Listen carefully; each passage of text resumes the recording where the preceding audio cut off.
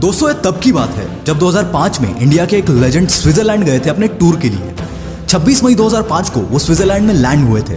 Switzerland से लौटने के बाद उनके याद में, उनके सम्मान में स्विट्जरलैंड गवर्नमेंट ने 26 मई को साइंस डे डिक्लेयर कर दिया था।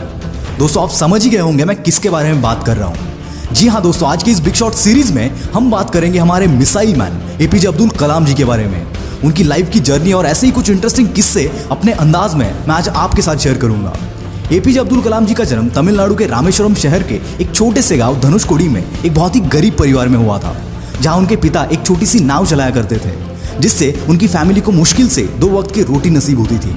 उनके घर में कोई भी पढ़ा लिखा नहीं था, लेकिन उन्हें बचपन से ही पढ़ाई लिखाई का बहुत शौक था। गरीब होने के बावजूद उनकी फैमिली उन्हें पढ़ाई के लिए पूरी तरह से सपोर्ट करती थी। लेकिन एपीजे अब्दुल कलाम जी हर सुबह स्कूल जाने से पहले न्यूज़पेपर बेचा करते थे, ताकि उनकी फैमिली पर उनके पढ़ाई का ज़्यादा प्रेशर ना आए। स्कूल में उनके मार्क्स उतने अच्छे नहीं आते थे, लेकिन वो हार्ड वर्किंग स्टूडेंट्स में से एक थे। उनका हमेशा सिर्फ एक फोकस रहता था कि हर दिन कुछ नया सीखा जाए, और इसीलिए वो घंटों घंटों तक पढ़ाई किया करते थे। बचपन से ही वो इंडियन आर्म फोर्सेस के पायलट बनना चाहते थे, इसीलिए उन्होंने अपनी स्कूलिंग खत्म होने के बाद मद्रास इंस्टीट्यूट ऑफ टेक्नोलॉजी के तहत एरोस्पेस इंजीनियरिंग में एडमिशन लिया। ये किस्सा तब का है जब वो मद्रास इंस्टीट्यूट ऑफ टेक्नोलॉजी में पढ़ रहे थे। उस वक्त वो एक सीनियर क्लास कॉलेज के प्रोजेक्ट पर काम कर रहे थे, और उस प्रोजेक्ट के प्रोग्रेस को लेकर कॉलेज के डीन उनसे बहुत गुस्सा हो गए, और उन्होंने एपीजे अब्दुल कलाम जी से कहा कि अगर 3 दिन में ये प्रोजेक्ट कंप्लीट नहीं हुआ तो मैं तुम्हारी स्कॉलरशिप कैंसिल कर दूंगा। ये बात सुनकर एपीजे बहुत घबरा गए, और उन्होंने दिन रात बैठकर 3 दिन के अंदर उस प्रोजेक्ट को कंप्लीट कर दिया। ये देखकर उनके डीन बहुत खुश हो गए, और उन्होंने एपीजे अब्दुल कलाम जी से कहा कि मैं जानता था तुम्हें वो काबिलियत है, लेकिन मैं ये देखना चाहता था कि तुम में मुश्किल वक्त को सहन करने की क्षमता है या नहीं। कॉलेज खत्म होने के बाद जब एपीजे अब्दुल कलाम जी ने इंडियन आर्म फोर्सेस में फाइटर पायलट के पोस्ट के लिए अप्लाई किया, उस वक्त सिर्फ 8 वैकेंसीज ओपन थी, और बदकिस्मती से उनका 9 नंबर आया और वो आर्म फोर्सेस के लिए सिलेक्ट नहीं हो पाए। जिसके बाद उन्होंने defence research and development organisation यानी कि डीआरडीओ ज्वाइन की, जहाँ वो छोटे से होवरक्राफ्ट डिजाइन किया करते थे। लेकिन वो डीआरडीओ में अपनी जॉब से खुश नहीं थे, क्योंकि उन्हें वहाँ कुछ नया सीखने नहीं मिल रहा था। तभी उनकी मुलाकात हमारे इसरो के फाउंडर विक्रम साराभाई जी से हुई।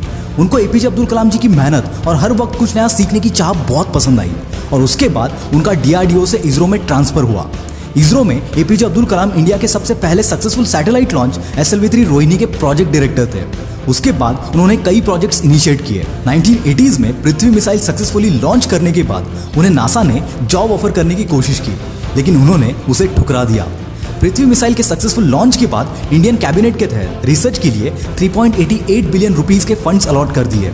जिसके बाद एपीजे अब्दुल कलाम जी ने उनकी टीम के साथ मिलकर अग्नि, त्रिशूल, आकाश, नाग जैसे कई बड़े मिसाइल लॉन्च किए।